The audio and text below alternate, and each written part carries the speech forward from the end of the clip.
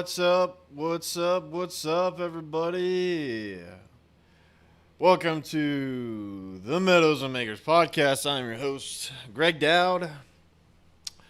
I hope everybody's doing well out there. I see Crimson hanging out in the chat room there, and I see Rondon saying he's gonna show up here in a little bit. But welcome to the podcast tonight. I do this podcast weekly, and I try to bring you guys along my journey of becoming more self-reliant and some of the projects I'm doing, and then just rant about some stuff that's on my mind a lot of times. And that's kind of where the show goes, kind of the model that I've adopted for this particular style of show. And so, what I want to share with you guys today, I was up really late last night working on this urbanite aquaponic system. I've been showing you guys this thing for a little while now. It's been a pretty big project of mine that I've been working on for a while. And, my goal is I just would like to share how people can grow their own food in in different ways. And so aquaponics is one way that you can grow some food for yourself, and it's kind of a science experiment for a lot of people, and I think you get to learn a lot along the process of doing something like this. And it does have a lot of side benefits, like not only is it really great for growing a few things like directly in the system itself, because it creates its own symbiotic relationship in the system that you're running, and a bunch of life kind of spontaneously emerges a lot of times when you get one of these systems up and running, because you'll find frogs and other life kind of living around your aquaponic system. You'll attract different insects and stuff, beneficial insects. We've had dragonflies and some other types of insects come around. When I think I planted some flowers in with the aquaponic system one time, and specifically marigolds. I planted some marigolds in there, and we attracted some insects in there with the system. But anyway, that's kind of just kind of my goal with this whole project. And then these are based on plans that my friend Robbie Olson developed, and he's got them posted on his website, DIYaquaponic.com. And he spent years working on this, because we're very like-minded people, in the sense that we're trying to solve problems, to kind of see where the world is going, and then wanting to do something to make a difference in the world, and see what kind of changes that we can make. So Robbie put a lot of time and effort into creating these plans, and actually creating aquaponic systems himself. And so I'd like to get the word out there about this and help Robbie get these plans out to more people. He's got them on his website, and support. You can support him through that. He's got two different plans on here, and he is also going to be putting more content on this website as well. So let me move you guys over to this. So a big plug for DIYaquaponic.com, my buddy's website that he has these plans on. And I will basically, this system that I've built here is I believe it's the first working pro- prototype of his design. I'm not sure if anybody else had gone out there and download the plans. He said he did have some people download the plans, but I don't know if anybody has like successfully built this yet.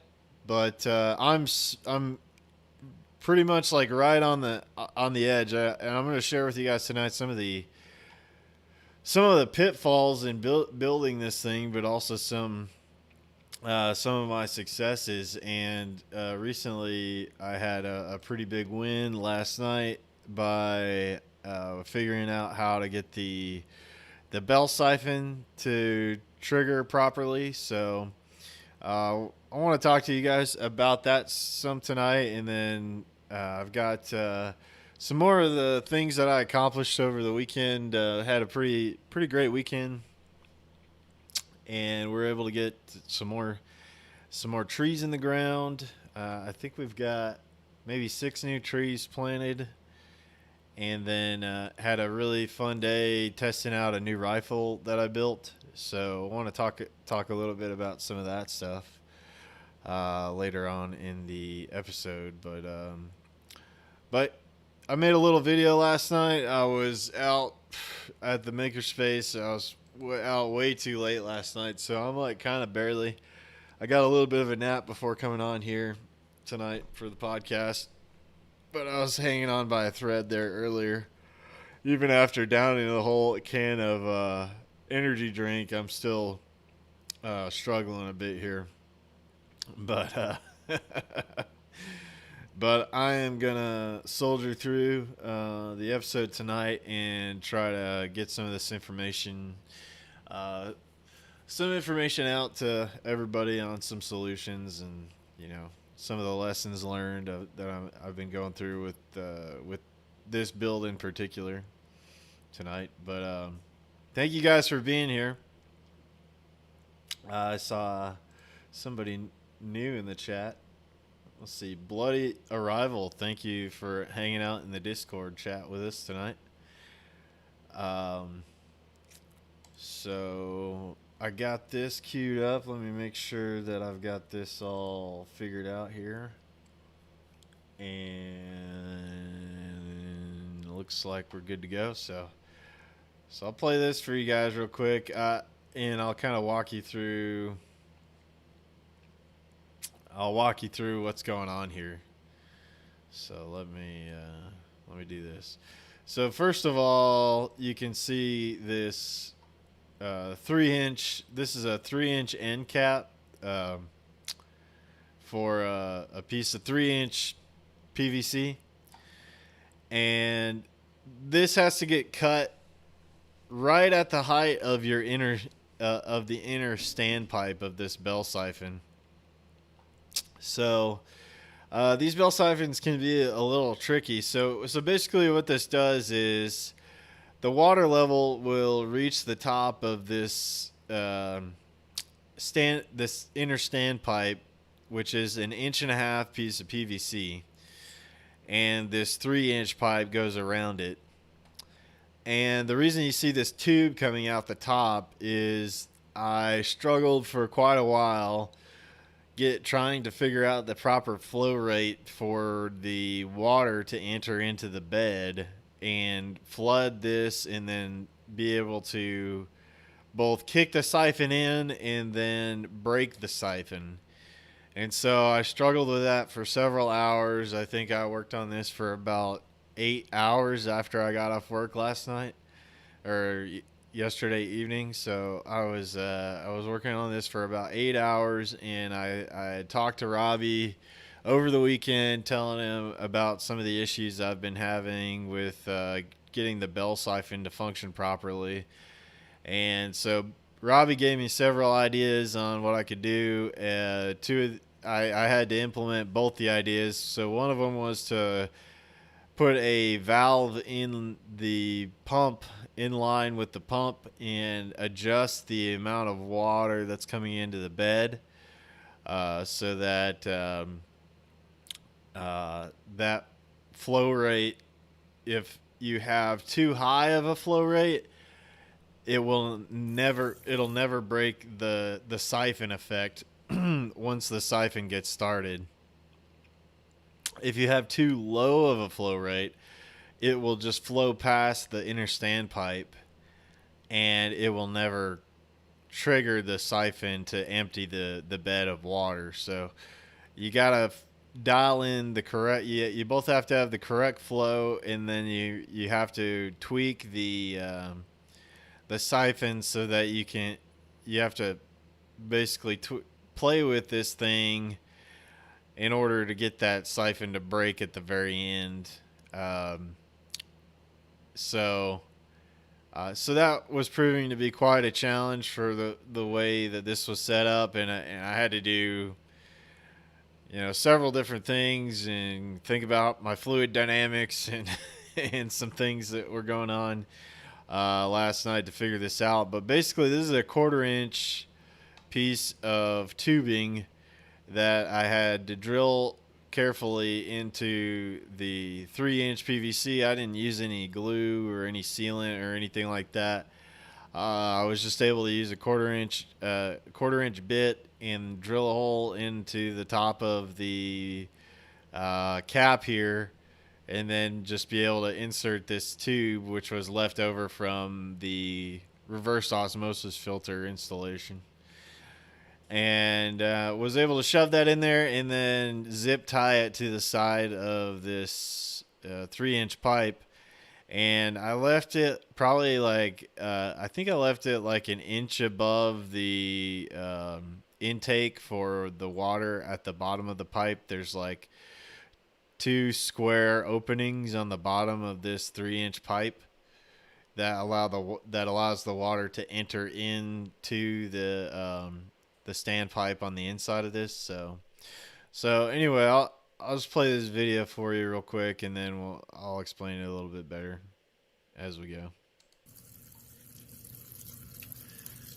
Okay, I think it's like close to 1:30 in the morning on a Tuesday in April.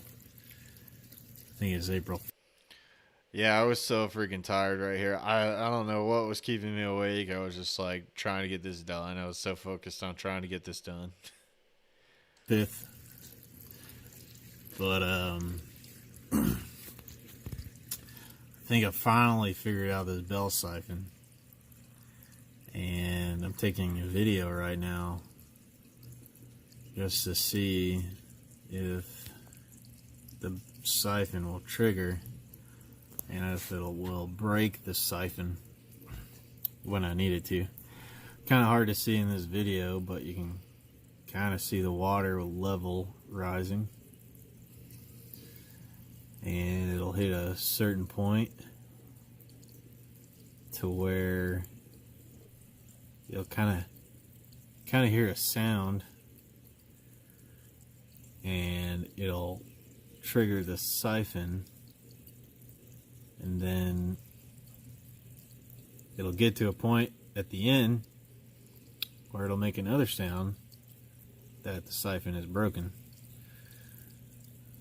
Let's see if it'll happen the way I want it to. I ended up having to put this 1/4 inch tubing, had to drill a hole in the top of the bell siphon of this 3-inch pipe. Oh, there it goes.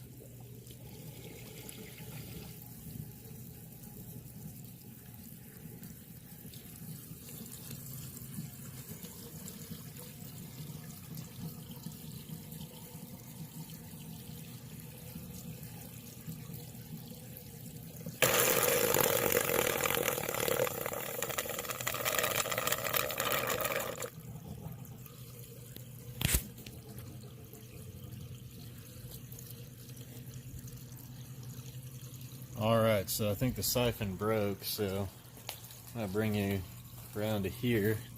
This is where it drains out. And it's just trickling coming out of there. Yeah, so that's basically it. It's like when it breaks that siphon, it's like somebody's trying to suck the last bits of the milkshake out of the out of the bottom of the cup. What shalom, shalom, Nomak. What's up, man?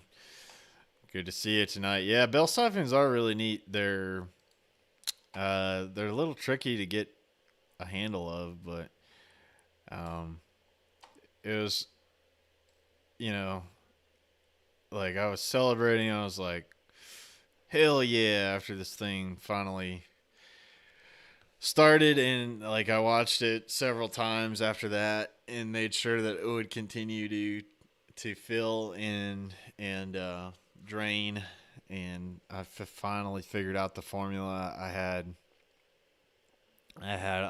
to mess with a few components of the system. Like I said, like I put in this 1/4 inch tube to help break the siphon. I played with the height of the inner standpipe, just uh, using where it screws into the bulkhead fitting and like backing it out some, and then screwing it back in, and then I put a valve on the I put a valve so that I can control the flow going into the aquarium, and it was a combination of several of those things that finally got it to work. Because like I was describing earlier, when what I learned from Robbie was talking about what I could do to fix the bell siphon issue. Was, one of them was to control the flow rate, and so I used a 1/2 inch vinyl tubing that runs from the pond pump that I'm using, which I think is like 600 something gallons per hour, and Norma, you're saying there's a video of some older Aussie fucking, and he had a sweet Hydra setup. I think it's on YouTube. Yeah, the Aussies are. I think there was a really big Australian dude that did aquaponics.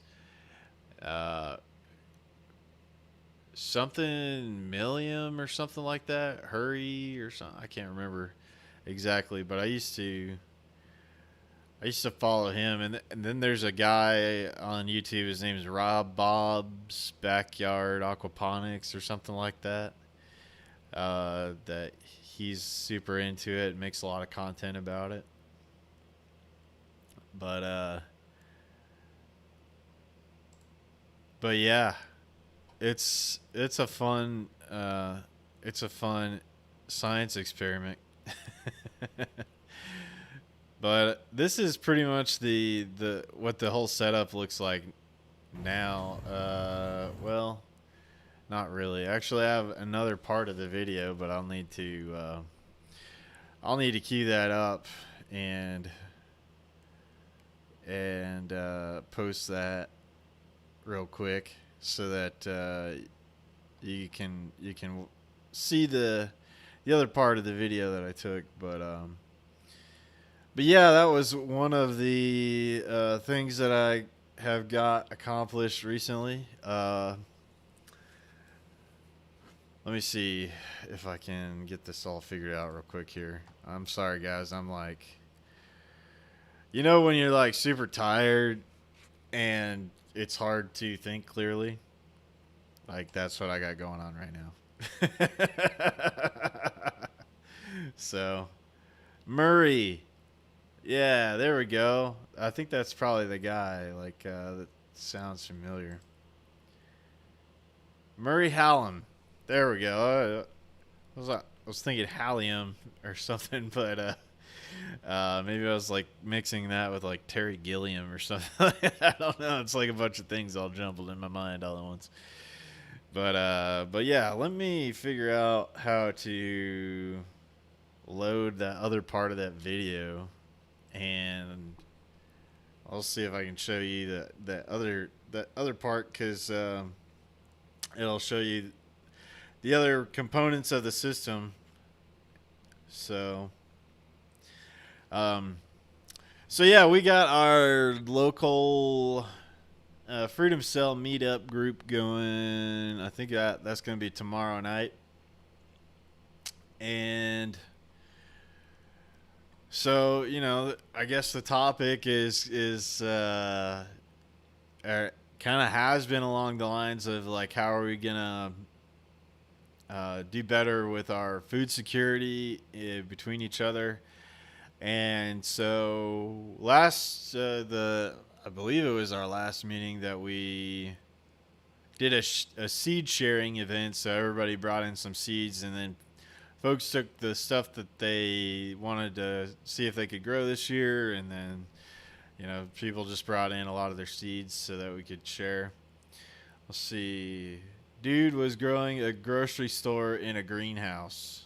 It's from Normock. Yeah, I'm telling you, man. So that's like Robbie's got my buddy Robbie's got like a 30-foot by 40-foot greenhouse, something like that. And uh, you know, there he did it for health reasons for his family and himself.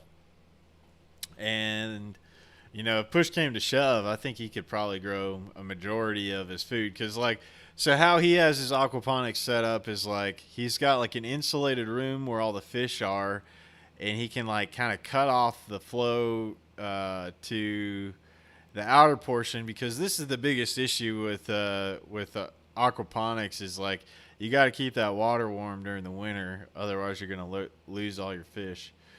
But yeah, I would say he could grow 365 days a year out of his soil beds mixed with his basically his aquaponics beds that are like flood and drain bell siphon beds that he's got set up in his greenhouse. And he's got a bunch of water collection. I think he's got like probably 3,000 gallons of water collection that he does. And it's a really impressive setup. Nice gifts, bloody arrival. What is that guy's name from The Office? I can't remember that guy's name.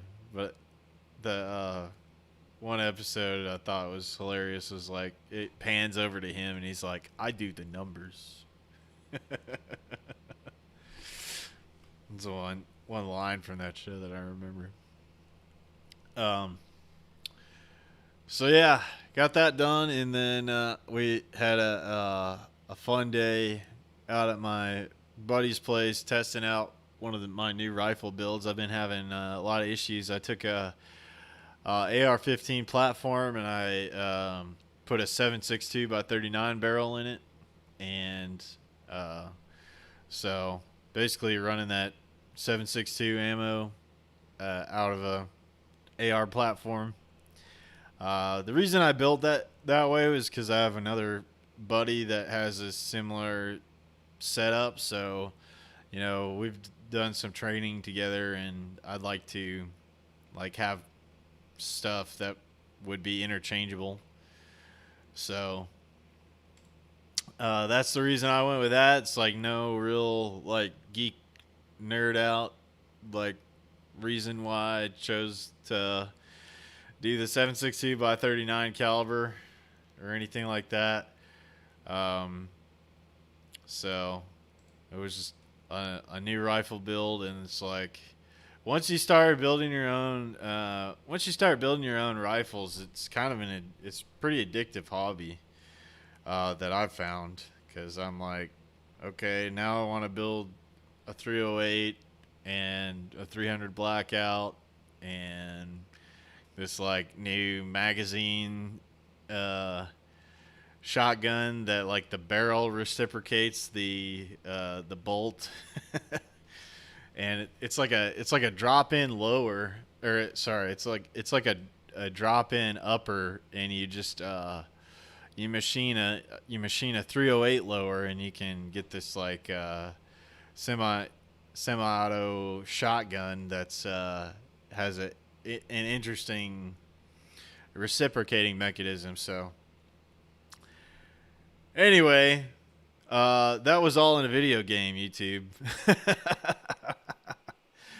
uh, so, uh, let's see. Let's see here. Listen to a lot of a lot of interesting podcasts. A lot of people are talking about, uh, well, we recently had that Nashville shooter that happened. And all the while, in the background, we still have the ever encroaching, central bank digital currencies, and how are folks going to get through all that? And it seems like, and from what I think the way it's going to go down is like you'll be offered these things as some kind of universal basic income or something like that. And so that's kind of been some of the topics going around the podcast recently. But I listened to a really good one with Ernest Hancock was declaring independence, uh, and I think he had on a guy that is like kind of a regular that comes on his show, Dr. Frank Tamburi, and he's kind of like a more, I guess he's like kind of on the conservative side of things, and Ernie's like big time libertarian guy, and they were getting into a discussion about some of the his activism back in uh like the 90s, I think, about the things that were going on with voting out in Arizona. And so he had some interesting stuff to say about how things went down back in that time. And it was so it was pretty interesting to hear how a lot of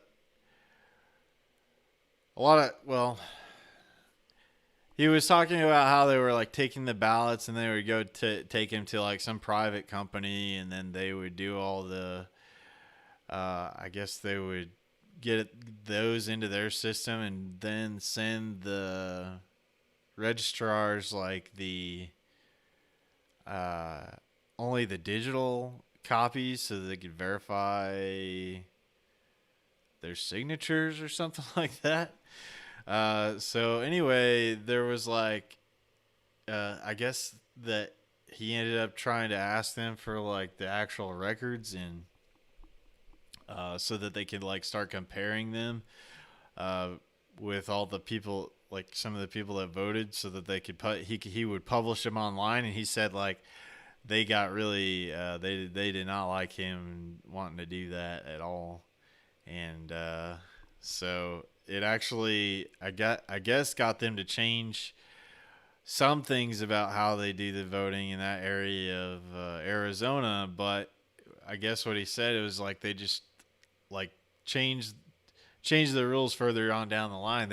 They started doing something different to screw everybody over at the with the voting process. So it's like, if you think that voting, if you vote harder, that things are gonna change, it's like the system is kind of set up in such a way that all the people that have the money that can throw at these things and get the people that they want in there, and it can always get turned uh, the way that the powers that should not be kind of want things to go, it seems.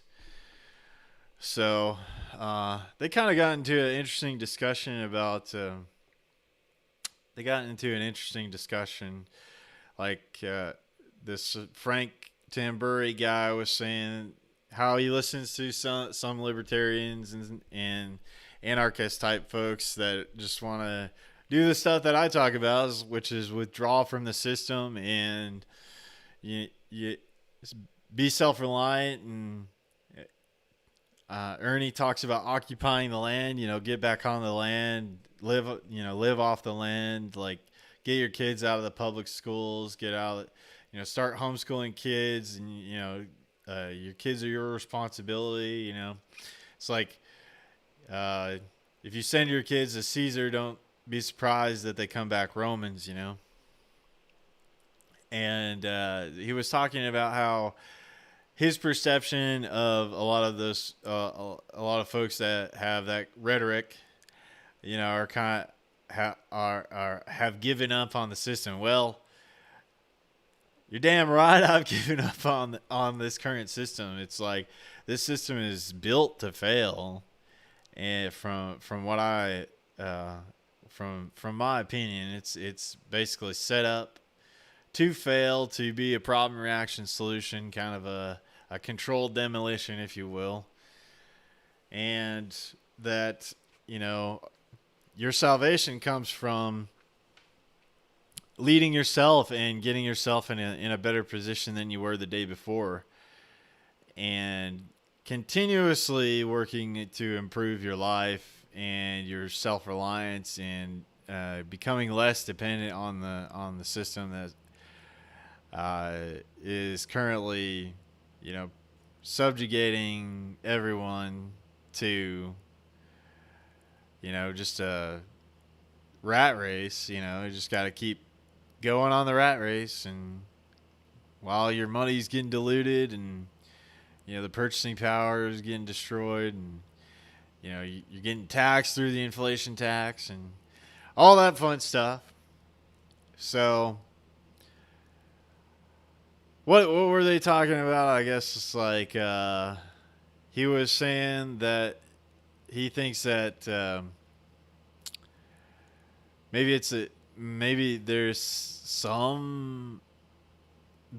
still some good things about the system as it stands, I guess, and that there were some things worth saving, I guess. But I think to Ernie's point, it's like, you know, it's a principles thing, and it's like once you understand how our government works, and, you know, how it's just the most corrupt people that get in there that, you know, tend to get their way into the government. They're the only ones that really want to use the power of the government, because it is a control system, and it is a monopoly on violence. And the people that want to control other people are like typically the ones that seek that power, because the folks that don't want to control other people just want to go along with their lives and be productive, and, you know, raise their families and live you know, be a benefit to their community, you know, and do all that. And so there was an interesting back and forth talking about maybe some current trends on how things are going right now in the world, and like how what Ernie was talking about was a little bit like there are going to be more people that want to reject this whole like moral relativism stuff, and look for objective truth, and, you know, have families and do wholesome stuff. As you know, I saw a meme recently. It was like Rebels then, and it was a bunch of punk rocker dudes, and it's like Rebels now, and everybody's got a family and a garden.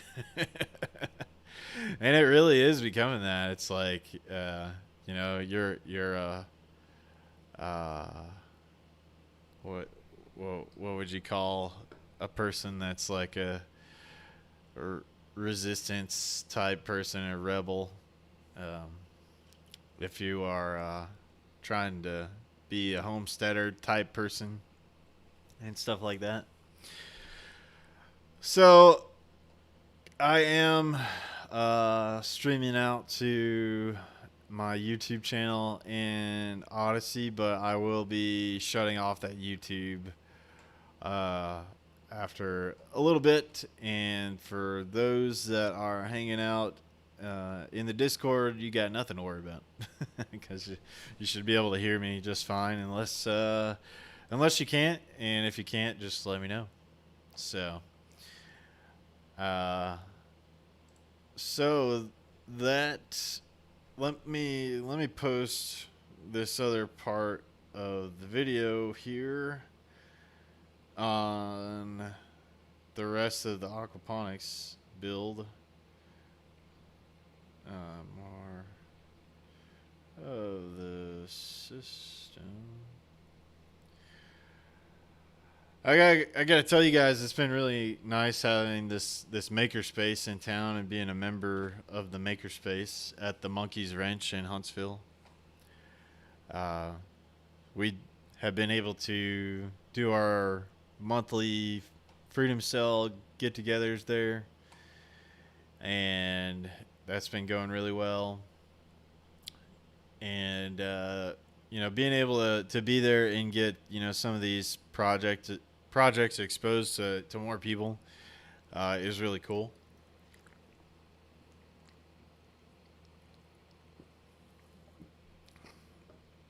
And even the other day, that Chris that runs the makerspace wanted, he talked to me about being on, I guess, his board, part of the board for the nonprofit. So I don't know. I guess there'd be a time commitment involved with that, but um, might be. I guess I'd get some say on how things uh, go and build out in the future at the makerspace. So considering doing that, but I've got a lot on. I've stayed pretty busy. I am farm sitting again for a couple of my friends that raise goats. So I've got that going on this month. I will I will actually be on the road next week, traveling back from going to visit Solo Miner at his new place. Plan on taking some videos while I'm up there, helping him get his solar power system installed. So if you guys follow Solo Miner, he just moved to a new place and he invested in a pretty substantial solar power system, and he's been installing the ground mounting system and all the panels. And then pretty much it's me and my local friend that's super into solar power. His name is Eric Truitt, and he's got his own like solar consulting business and called Red Rocket Solar. And so we're gonna make the trip out there. We're gonna drive out there and go visit Solo Miner and help him get all his electrical stuff connected up and everything. So next Tuesday, I will not be doing my live stream because I'm gonna be on the road, I believe, traveling back from that. So I got you guys for this week, and so I just want to get some of these projects out and on a recording here. So here is just the end part of that video, but it shows you how I had to install this valve, and I just use this 1/2 inch, it's called a shark bite fitting, and basically just push the hose into it. And I learned about those shark bite fittings. They're relatively new. They're used a lot with PEX plumbing, which is really superior, I think, to all the PVC and everything. It's like if you have a risk for your pipes freezing or something like that, I think they do it on most new construction now. They outfitted all with this PEX tubing. It's all mechanical fittings, and so if you ever have a problem, it's like fairly easy to get in there and replace something. And I think it does much better with with temperature and everything. It doesn't crack so easily, whereas like PVC can or CPVC can kind of get pretty brittle over time. The PEX stuff stays pretty supple and has some flexibility to it, so Uh, so anyway, these shark bite fittings, I don't think they're like new in the grand scale of things, because I think there's always been these like push connector fittings for like especially for like air fittings and stuff like that. Uh, but they sold these on a more massive, produced these on a more massive scale.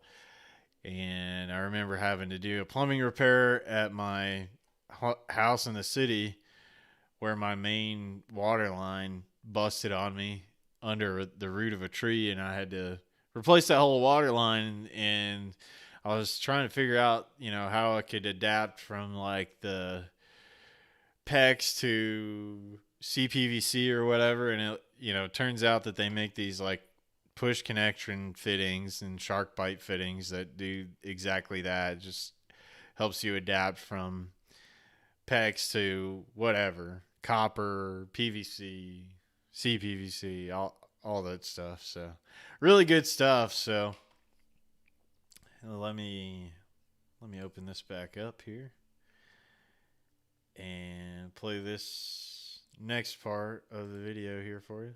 Then I had to put a valve in here to adjust the flow rate a bit. So this is a 1/2-inch vinyl tubing coming from the aquarium pump, and it's a pond pump actually, but I had to actually dial back the flow just a little bit to get this siphon to trigger properly. So kind of recording this video so I can remember, but I also put some of these zip ties and sticky kind of brackets for zip ties on the tubing, so that the water pipe wouldn't come off on me at some point. So anyway, it's kind of all buttoned up now, and it took me a while to kind of get the fluid dynamics down, but I believe I can walk away from it now and let it do its job, just filling and draining. So I'll look for a report from the other folks at the Makerspace here at the Monkey's Wrench in Huntsville to see if this thing's running properly tomorrow. But my battery's about to run out, and I'm about worn out, so I'm calling it a night. So yeah, I think that was like 2 in the morning or something, but anyway, the whole thing's running now, and it's ready to be planted with some stuff. I'll need to check the pH of the water and make sure it's around a pH of 7, so around a neutral pH. So let me talk a little bit about that for a second. So it's just like, if you were breathing in like acid air or something like that, you want your air you're breathing in not to be acidy, or like you're breathing in a super amount of something basic or whatever. It's just same thing for the fish. Like if you overwhelm the fish and they're not in a balanced pH, that they will not be having a good time. And so let me talk about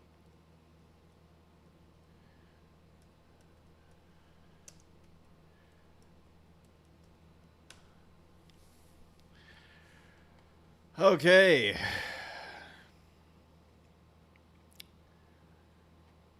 So pH is actually stands for potential hydrogen, and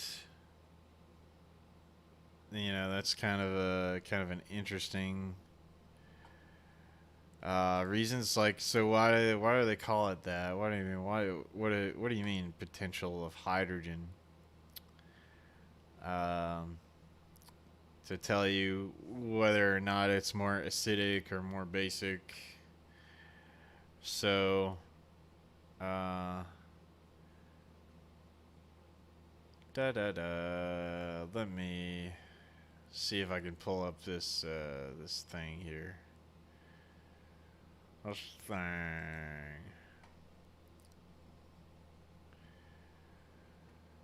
All right. So, what do we got? What do we got? What do we got? Here's your definition and measurement of pH. pH is defined as the decimal logarithm of the reciprocal of the hydrogen ion activity in a solution.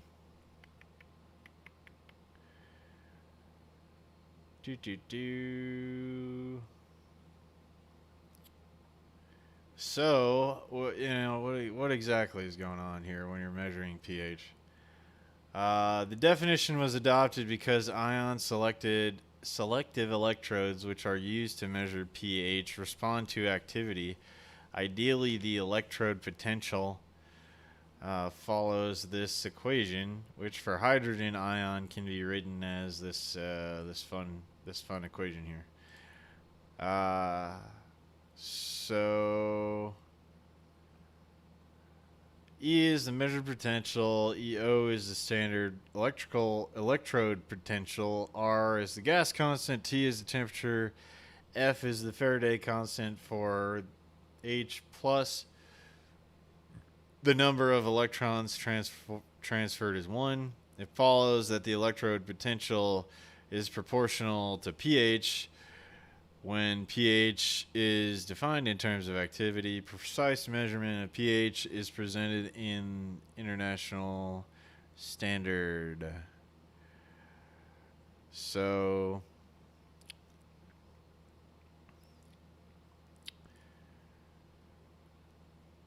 yeah,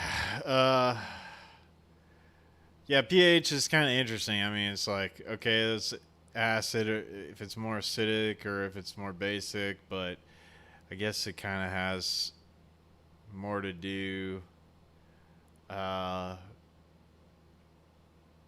with other properties. So let's see, pH, there's an edit here, blah, blah, blah. Original definition, which was superseded in favor of pH in 1924. H is the concentration of hydrogen ions, denoted by H plus in modern chemistry, which appears to have units of concentration. More correctly, the thermodynamic activity of H plus in dilute solution should be replaced by H plus over CO, where the standard state concentration, blah, blah, blah. It is possible to measure the concentration of hydrogen ions directly if the electrode is calibrated in terms of hydrogen ion concentrations.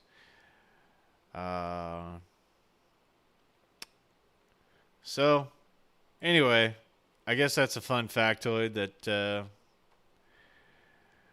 it's still something that I guess I don't really understand that well either. So I'm just shooting the shit here.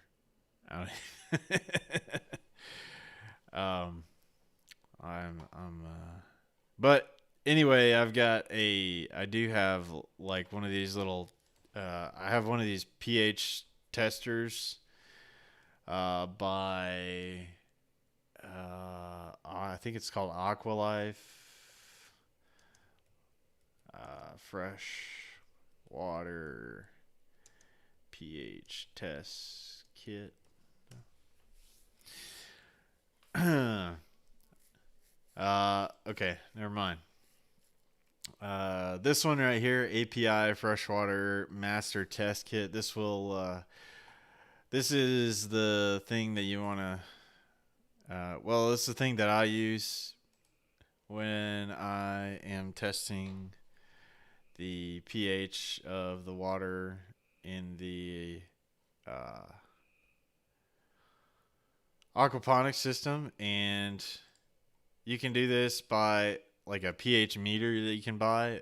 But this is kind of like this is kind of like a chemical analysis way that you can do it.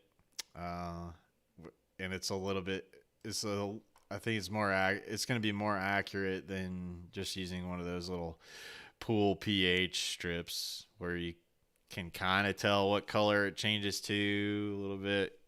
But they also sell those. Those are like the super cheap way you can do it. But you might not know like as accurately as you can get with this little test kit here. Um, and I think it also tests for other stuff.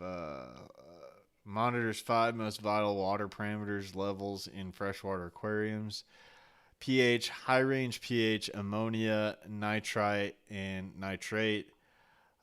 Designed for use in freshwater aquariums only. So you can monitor more stuff than just pH with this kit. So that's why it's pretty useful. And then they also sell these little test strips, but yeah, you get a little indicator there, and it gives you a bunch of different stuff that you can test for, and it's a pretty good little kit. So if you have an aquarium or if you want to do some aquaponics or whatever, I would recommend getting this kit and checking out your water quality and doing all that, and make sure that you're using the highest quality water in your systems.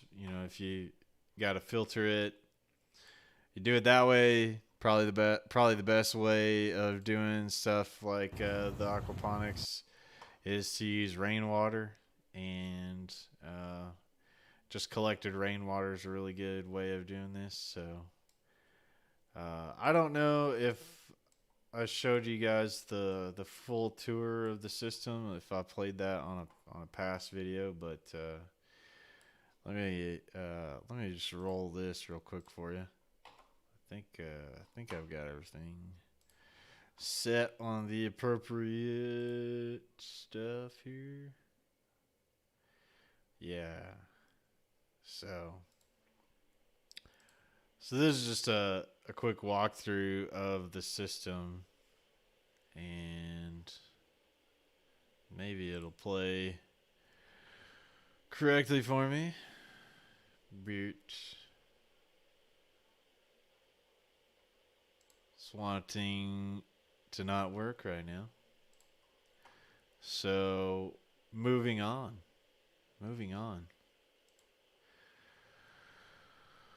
So that's, I guess, one of the things that I just wanted to talk about tonight was, after going over some of the projects, was that, a lot of times it can seem kind of daunting, looking at everything that's going on in the world.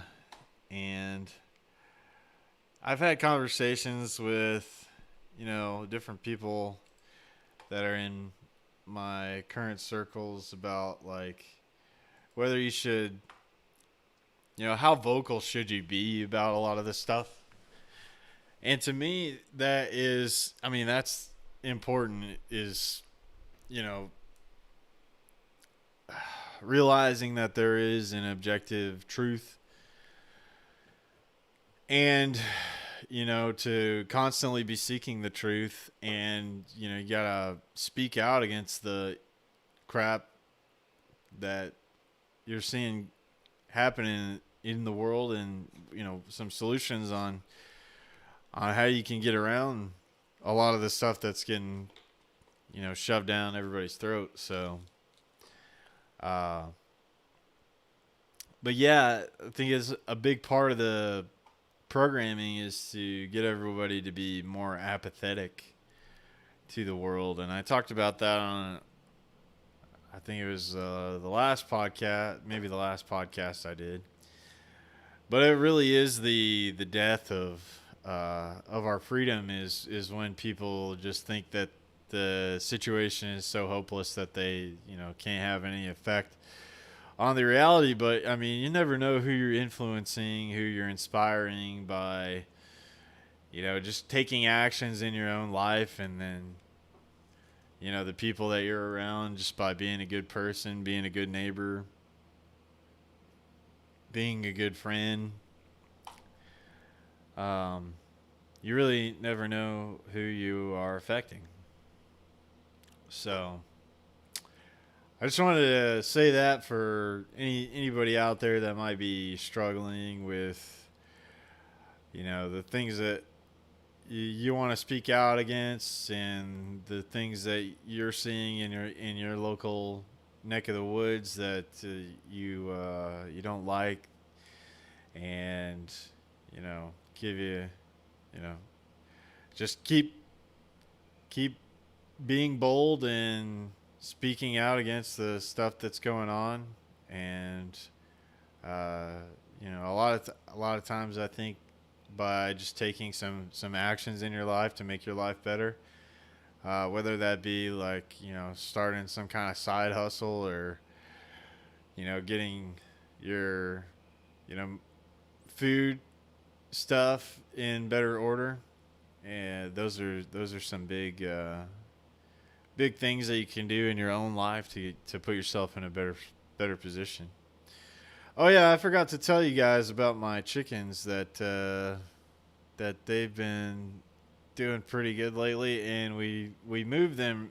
We moved all the chickens recently further on further on down the hill. So yeah, we've been following the chicken tractor on steroids method that Billy Bond has on his YouTube channel, and he's got a good playlist on this whole chicken tractor on steroid system.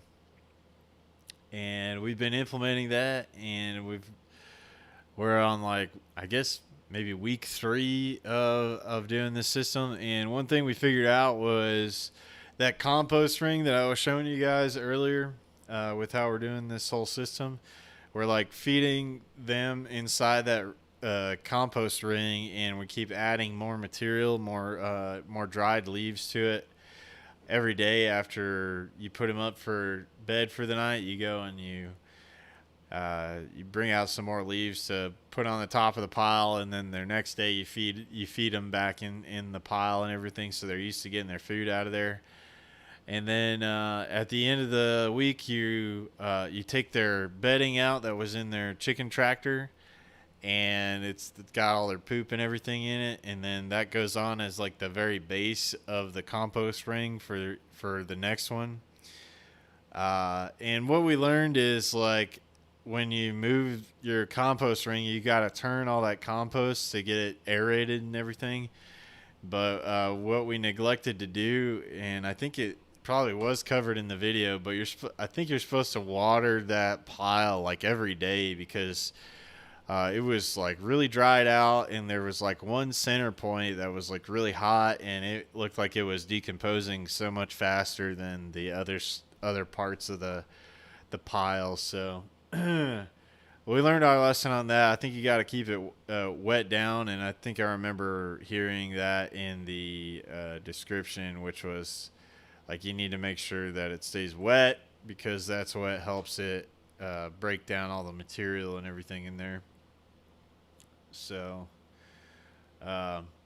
so yeah, guys, I am gonna end the stream here on YouTube. If you're hanging out on the YouTube channel, you guys can head on over to my Odysee channel, and you should be able to watch live over there. But I am going to go ahead and cut off my live stream here on YouTube, and I will be heading on over there to Odysee. Oh, what's up, Crypto Co? What's up, Co? Miss and love you. Thanks, man. Appreciate it. I hope you're doing well. Yeah, it's been a while, dude.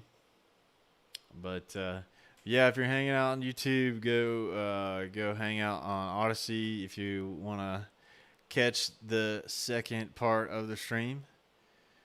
But appreciate you guys. We'll catch you guys later on YouTube. And we'll see you over on Odysee. So let's do that.